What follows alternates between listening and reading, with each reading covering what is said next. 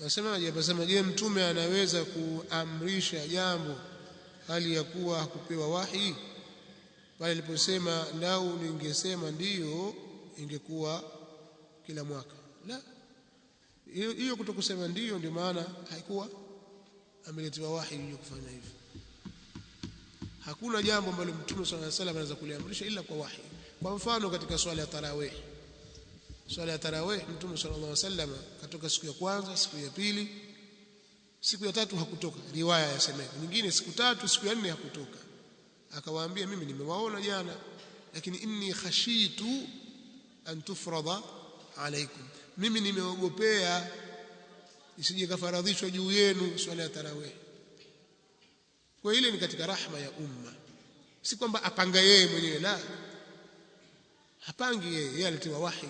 Kule kutoka kwake ni sehemu katika rahma, na huko kutokusema kwake ndiyo ni sehemu katika rahma, lakini pia angeamrishwa na Allah angekuwa ndiyo.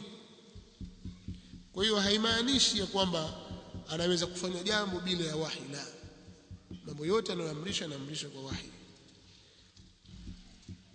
Anasema aliyevunja ahadi ya mkewe kutokuoa mke wa pili afanyeje? Atakuwa amevunja ahadi, atatakiwa atubie kwa Allah na aombe msamaha, kwa sababu shirika ahadi, ili watu wengine watalijua kwa sababu hawakuwepo kwa darasa ya jana, sio?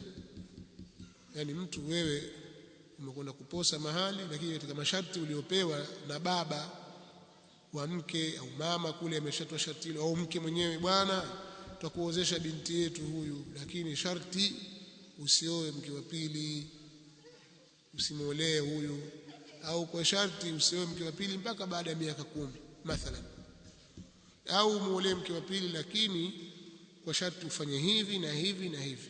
Yote yafaa haya, ukikubali itabidi utekeleze. Ukikubali basi kweli nimekubali mimi, wewe tusema almuslimuna ala shurutihim, tekeleza sharti, usivunje. Sasa ikitokea kwamba uliahidi wewe mwenyewe kwa sababu ulikuwa mke wamtaka sana, ukaekewa sharti hilo ukakubali, ukafika wakati unaona kwamba sasa akukwaza, itakuwaje? Ukavunja sharti hilo, basi utakuwa umevunja sharti na ahadi, utakuwa utake msamaha kwa Allah tabaraka wa taala na utubu kwake. Haina maana kwamba ndoa imevunjika. Halafu kuna watu hawajui sheria ya dini ya Allah tabaraka wa taala. Mtu atakwambia sasa wewe umeoa mke wa pili, umemuomba idhini mkeo ameridhika. Sasa sheria ya kwambia mpaka mke wako wa kwanza aridhike, sio mambo ya nani sheria hii? Hamjasikia maneno mpaka mke aridhike. Ataridhika lini? Yani kama ingekuwa sheria hiyo watu wanawake waridhike, wataridhika mwaka gani? Hakuna utaratibu huo, ni jambo la kudhani, na ni vibaya sana mtu kuzungumza katika sheria ya Allah bila ya ilmu, halafu unajua kweli wewe kusema hivyo. Sasa sijui umefundishwa na nani mambo haya, lakini haya mambo hayapo. Hakuna kwamba mpaka mkeo aridhike au mpaka mkeo ajue. Ni vizuri tu kumwambia, kama ni maumivu agugumie nao maumivu yake, lakini ajue. Asipojua, ukitaka kwamba ukiona kuna tatizo kujua, basi asijue kwanza, wala wewe huna dhambi wala dhima yote katika hilo. Lakini sasa tatizo litakuja kwamba sasa utaweza kugawa zamu wakati mke wako hajui uenda wapi? Sio leo upo, kesho haupo, au siku mbili upo, siku mbili haupo, uenda wapi? Sasa unapata kibarua, sio? Kwa hivyo utakuwa kuna ugumu. Ndio unafika wakati itabidi sasa uanze kutoboza, sasa ueleze.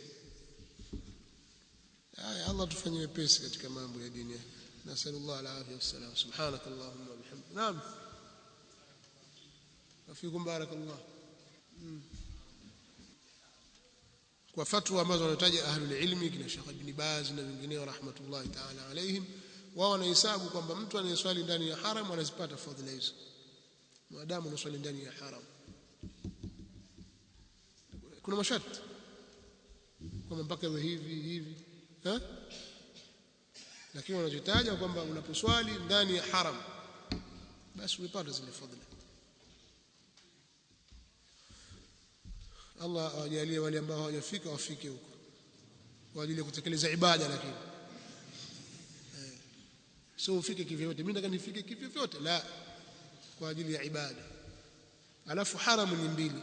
Kauli ya kusema thalithul haramain, kwa maana kusudia Masjid al-Aqsa, hakuna thalithul haramain, kwamba haramu ya tatu katika haramu mbili, kwa sababu Masjid al-Aqsa si haramu. Haramu ni mbili tu, haramu ya Makka na haramu ya Madina. Hakuna haramu ya al-Aqsa, hakuna. Alafu haramu iliyokatazwa wasiingie makafiri ni ya Makka. Simekuja kwa tansisi hasa, innamal mushrikuna najasun fala yaqrabu al-masjid al-harama ba'da 'amihim hadha. Kwa Masjid al-Haram ya Makka, si Madina. Ila katika taratibu kama kule al-mamlaka wanawazuia hata katika Madina wasiingie, wanaweka njia yao, lakini hasa ile katazwa ni haram ya Makka, si Madina. Na uzuri hakuna, kuna watu wengine wanakuambia Makka yenyewe alindwa na Mayahudi, wa Marekani walinda Makka. Si kweli, wewe hujafika Makka, wasikia tu. Kwa watu waache maneno ya kurusha maneno ya chuki yasiyo na maana yoyote. Subhanakallahumma bihamdika ashhadu an la ilaha illa anta astaghfiruka wa atubu ilaik.